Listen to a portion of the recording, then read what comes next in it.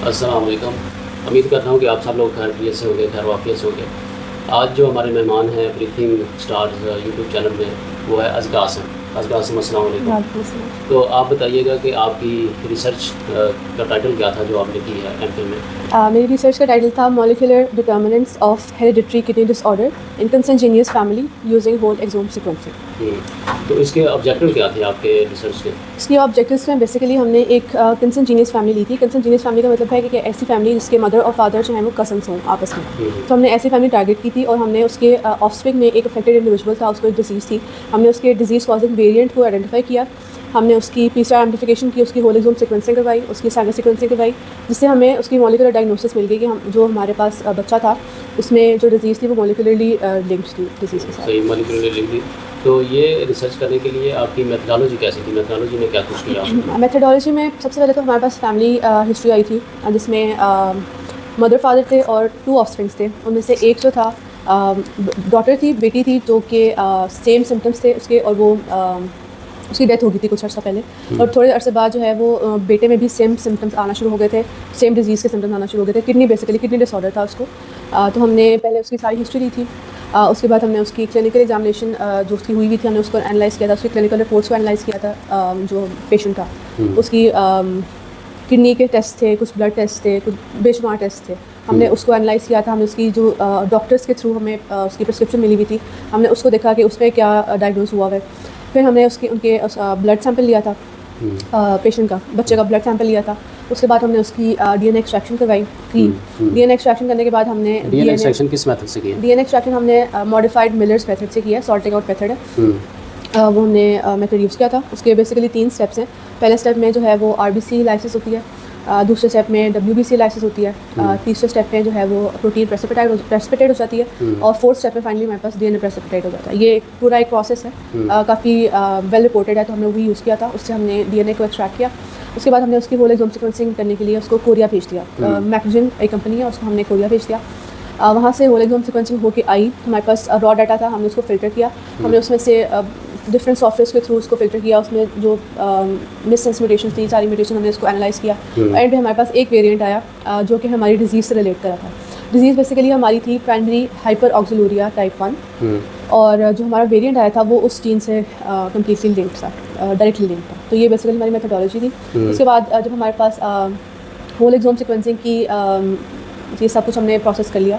उसके होल बाद genome sequencing होती क्या है दरअसल? होल जीनोम के बारे में बताएंगे थोड़ा सा? होल एक्सोम सीक्वेंसिंग बेसिकली ये होती है कि हमारा जो जीनोम है उसमें कुछ पार्ट जो है वो कोडिंग रीजन होता है और कुछ पार्ट जो है वो नॉन कोडिंग रीजन होता है। 98% जो हमारा जीनोम है वो नॉन कोडिंग होता है और सिर्फ 1 to 2% जो है वो होता है कोडिंग रीजन। सही। अब होल एक्सोम सीक्वेंसिंग जब हम करवाते हैं तो हम बेसिकली सिर्फ जो कोडिंग रीजन हैं हम उसको उसकी सीक्वेंसिंग करवाते हैं, ताकि हमें सिर्फ उन फंक्शनल प्रोटीन्स का वो मिल सके, डाटा मिल सके, जो कि हमारी डिजीज़ के साथ मेटाबॉलिकली लिंक कर सके। सारे जीन्स का डाटा आपके पास आ जाता है। जी। ठीक है, फिर आपको किस तरह पता चलता है कि आपका जो डिज़ायर्ड जीन है, जो अफेक्टेड जीन है, वो वाला है? इतने सारे जीन्स में किस तरह पता चलता है? हम उस पर फाइल एक्सेल की फ़ाइल मिलती है हमें, हम उसके ऊपर डिफरेंट फिल्टर्स लगाते हैं। जैसे अगर सपोज हमारे पास दो म्यूटेशंस हैं, दो डिफरेंट टाइप्स ऑफ म्यूटेशन है, हेट्रोजीनियस और होमोजीनियस। अगर हमारे पास फैमिली रिलेटेड इस तरह कंसंजीनियस फैमिली होती है तो उसमें मोस्टली केसेस में होमोजाइगस रिसेसिव डिसऑर्डर आता है, जेनेटिक डिसऑर्डर आता है। तो हम इसी तरह उसको पहले सॉर्ट कर लेते हैं कि हेट्रोजाइगस एक जगह पे हो जाते हैं और होमोजाइगस एक साइड पे आ जाते हैं। फिर हम उसको मैनुअली फ़िल्टर करते हैं, हम पूरा उसको फाइल को रीड करते हैं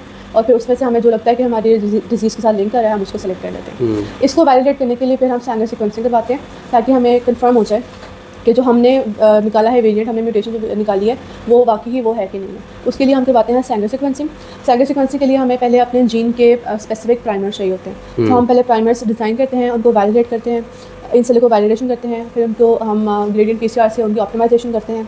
उसके बाद हम उसकी कन्फर्मेटरी PCR लगा के उसको चेक कर लेते हैं। जब हमारे पास प्राइमर्स ऑप्टिमाइज हो जाते हैं उसके बाद फिर हम सैंगर सीक्वेंसिंग के लिए प्राइमर्स और हमारा जो DNA है वो हम सैंगर सीक्वेंसिंग के लिए भेज देते हैं। सैंगर सीक्वेंसिंग बेसिकली हमारे होल एक्सोम के डाटा को वैलिडेट करने में हेल्प करता है। अब सैंगर सीक्वेंसिंग में हमारे पास जो रिजल्ट आता है वो एक क्रोमैटोग्राम की फॉर्म में आता है, और क्रोमैटोग्राम की जो है वो हम क्रोमैस सॉफ्टवेयर है, उसके थ्रू हम उसको रीड करते हैं। क्रोमैस में हमें वो पीक्स नज़र आती हैं और हम उस पीक्स में से चेक करते हैं कि हमारी जो प्रोटीन की जो भी न्यूक्लियोटाइड मिससेंस म्यूटेशन है या न्यूक्लियोटाइड रिप्लेसमेंट है या SNP है, वट एवर है, वो किस जगह पे है और वो कहाँ पे है। उसके लिए भी वो काफ़ी एक्सटेंसिव प्रोसीजर है।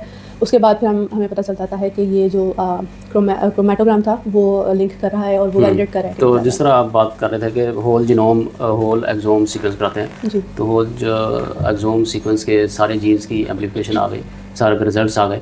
तो मेरे ख्याल में सबसे पहले हम जो अफेक्टेड पार्ट है उसकी तरफ मूव करते हैं। मतलब हमारी आँख के जीन्स हैं, कान के जीन्स हैं, हमारे लीवर के जीन्स हैं, हार्ट के जीन है, तो हम देखते हैं कि कौन सा पार्ट हमारा अफेक्टेड है। तो इस केस में किडनी का प्रॉब्लम था और किडनी और लीवर लिंक होते हैं आपस में। तो हम सोच सकते हैं, गेस कर सकते हैं कि लीवर का एंजाइम होगा, लीवर का कोई जीन होगा जो अफेक्ट होगा या किडनी का होगा। तो हमने फोकस कर लिया किडनी के जीन्स पर और लीवर के जीन्स पर। तो आपने एक किडनी का जीन देखा और एक लीवर का जीन देखा, तो उसमें अफेक्टेड कौन सा जीन आपको मिला? हमारे पास लिवर का एक जीन था, AGXT जीन था उसका नाम। वो हमारे पास डायरेक्टली लिंक हो रहा था किडनी फंक्शन को डिस्टर्ब करने में। AGXT जीन जो है वो एक प्रोटीन प्रोड्यूस करता है, AGT प्रोटीन। सही है। AGT प्रोटीन जो है वो नॉर्मल कंडीशंस में ग्लाइऑक्सिलेट हमारी बॉडी में प्रोड्यूस होता है। हम उस ग्लाइऑक्सिलेट को ग्लाइसिन में कन्वर्ट कर देती है। ग्लाइऑक्सिलेट हमारे लिए टॉक्सिक है और ग्लाइसिन जो है वो नॉन टॉक्सिक है।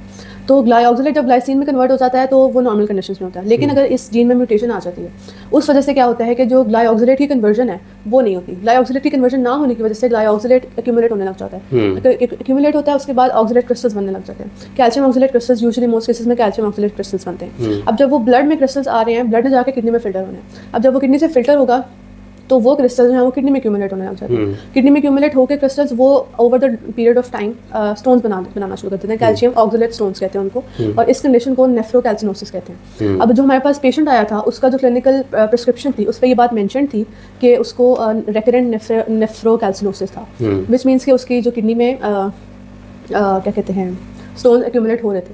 फिर हमने जब उसकी क्लिनिकल रिपोर्ट्स को हमने एनालाइज किया तो उसका किडनी ऑलमोस्ट 10 to 15% सिर्फ काम कर रहा था। उसका यूरिया क्रिएटिन बहुत हाई था, जिससे ये नज़र आता है कि किडनी काम करना बहुत हद तक छोड़ चुका था और वो बच्चा डायलिसिस पे जाने के करीब था।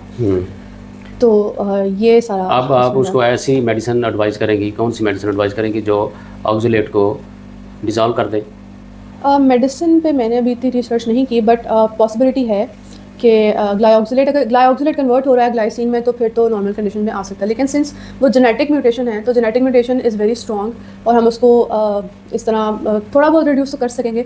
लेकिन सिंस किडनी ऑलरेडी बहुत डैमेज हो चुका है तो इस पर एक्सटेंसिव स्टडी करने की जाने की ज़रूरत है कि उसका कोई क्योर निकाला जा सके।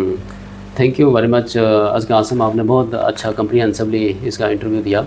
तो ये एक ऐसा जेनेटिक डिसीज़ है जिसका मतलब हल जो है वो जवाब देना मुश्किल होता है, लेकिन साइंटिस्ट इस पर रिसर्च कर रहे हैं और रिसर्च के बाद ही इसका कोई हतमी फैसला आ सकेगा कि इसका मेडिसिन कैसी सुजेस्ट की जा सकती है। शुक्रिया जी, अल्लाह हाफिज़।